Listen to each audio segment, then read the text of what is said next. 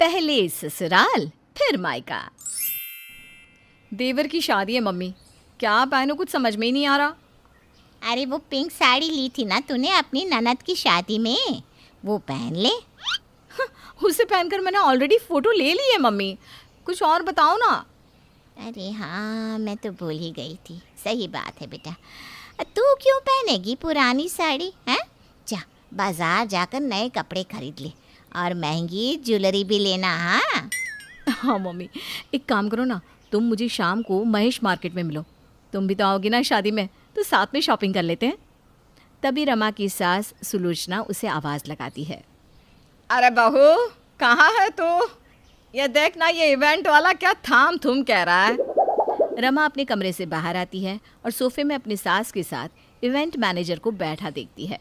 अरे प्रेम भैया, आप भी क्या मम्मी जी को सब समझा रहे हैं? उनको कहाँ समझ में आएगा, ये सब तो मैं ही देखती हूँ, यू नो ना। मुझे बताइए। पार्टी की थीम का कलर डिस्कस करना था। पूल पार्टी में ड्रेस का कौन सा कलर आपको सही लगता है?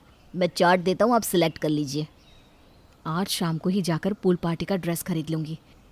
उसका जो कलर होगा वही कलर प्रेम भैया को बताकर फाइनलाइज कर दूँगी। मैं क्या कह रही थी प्रेम भैया, वो मैं ना आपको रात तक बताऊँ? घर पर सबकी राय पूछनी भी तो ज़रूरी है ना, आप तो समझ ही सकते हैं। ओके नो प्रॉब्लम, आप मुझे रात तक बताइए और बाकी बात बाद में करते हैं। राम राम आंटी। प्रेम के निकलते ही सुलोचना रमा से पूछती है, अरे ये क्या बोल रहा था, पूल पार्टी वो क्या होता है बहू? वो खुद देख लीजिएगा मम्मी जी, शादी की ही एक नई रस्म है। आप ये सब छोड़िए, जाइए तैयारियां कीजिए, कितना काम पड़ा है। अपनी सास को काम पर लगाकर रमा अपनी मम्मी के साथ शॉपिंग पर निकल जाती है। दोनों माँ बेटी जम कर शॉपिंग करती है। पापा भाई सबके सेम कलर के ड्रेस हो गए, अब यही कलर प्रेम भैया को बता दूंगी। क्या दिमाग लगाया है तूने, मान गई, तू मेरी ही बेटी है। और हाँ, ब्रांडेड पार्लर से तैयार होना, शादी में सबसे सुंदर तो ही लगनी चाहिए। वैसे तेरी सास क्या पहन रही है, वो भी लेगी क्या थीम के अकॉर्डिंग ड्रेस?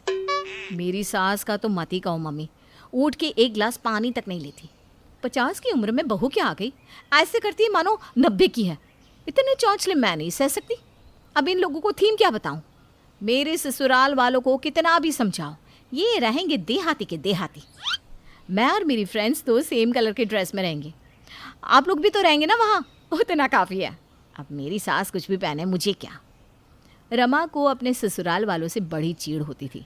ससुराल वालों के कहने पर तो वो एक सुई भी ना उठाए, और वहीं अगर मायके की बात आए तो रमा रात 12 बजे भी अपनी मम्मी के एक कॉल पर अपने मायके पहुंच जाए। रमा पूल पार्टी के लिए ई कार्ड बनवाकर सभी को भेज देती है, शादी के 3 दिन पहले। हेलो साले साहब, कैसे हैं आप? और कल की तैयारी हो गई जीजू? कल तो कोई फंक्शन नहीं है बेटा, कल की क्या तैयारी? कल रिजॉर्ट में विवेक भैया की शादी की पूल पार्टी है ना जीजू?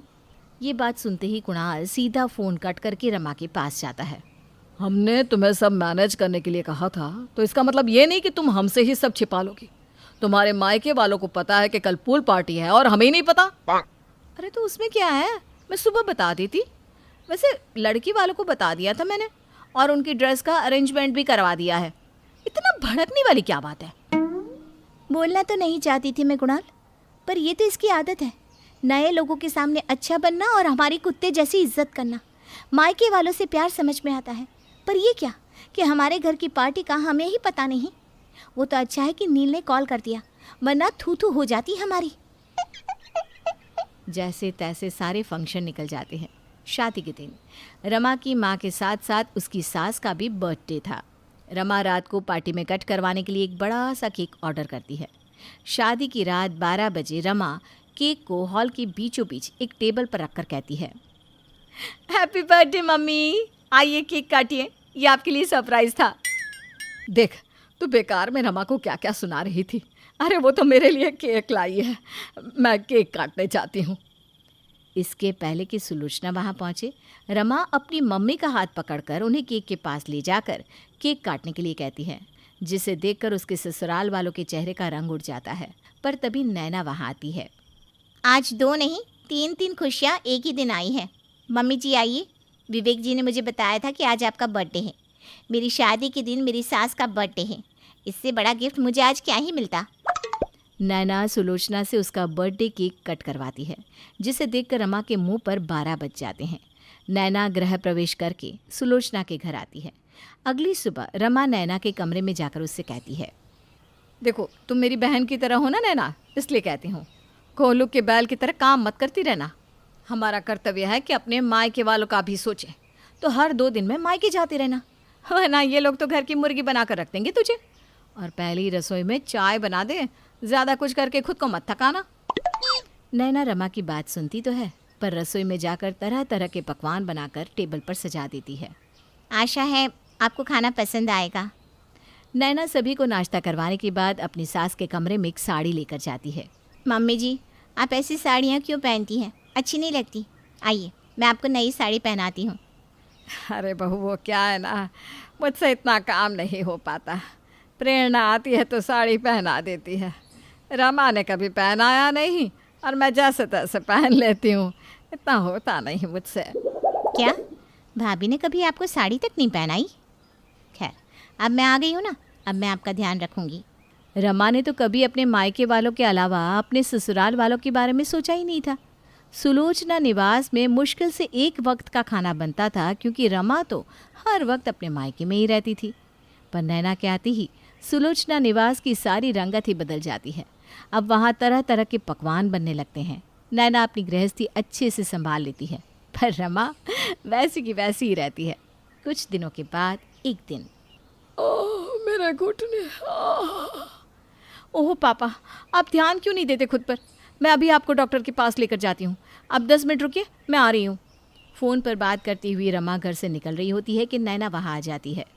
इतनी हड़बड़ी में कहाँ जा रही हैं भाभी आप? अरे नैना, मेरे पापा के घुटनों में ना बहुत दर्द हो रहा है, उनको डॉक्टर के पास लेकर जाना है, वहीं जा रही हूँ। और पापा जी, उनको भी साथ ले जा सकती थी ना भाभी आप? आपके पास ही बैठकर तब से पापा जी कह रहे हैं, पर आपने उनसे उनकी तबीयत तक नहीं पूछी।